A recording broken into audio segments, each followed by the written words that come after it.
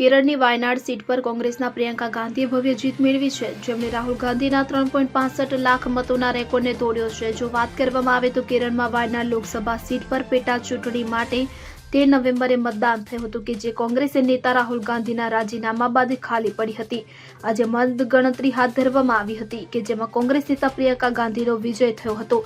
પ્રિયંકા ગાંધીને વાયનાડમાં 6 લાખથી વધુ વોટ મળ્યા છે, જ્યારે તેમના હરીફ કોમ્યુનિસ્ટ પાર્ટી ઓફ ઇન્ડિયાના સત્યન મોકેરીને 2,04,000 મત મળ્યા હતા। જ્યારે વાયનાડ પેટા ચૂંટણીમાં મતદાનમાં લગભગ 65% ઘટાડો થયો હતો, છતાં લગભગ 1.7 લાખ મતો સાથે ભાજપના નવ્યા હરિદાસ ત્રીજા સ્થાને છે। આ વર્ષે એપ્રિલ 2019ની સામાન્ય ચૂંટણીમાં પહાડી મત વિસ્તારમાં 80%થી વધુ મતદાન કરતા આ 74%થી ઓછું છે।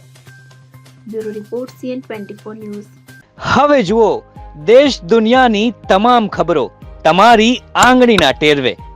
ઉઠાવો મોબાઈલ અને Google Play Store પરથી ડાઉનલોડ કરો અમારી CN24 ન્યૂઝ મોબાઈલ એપ।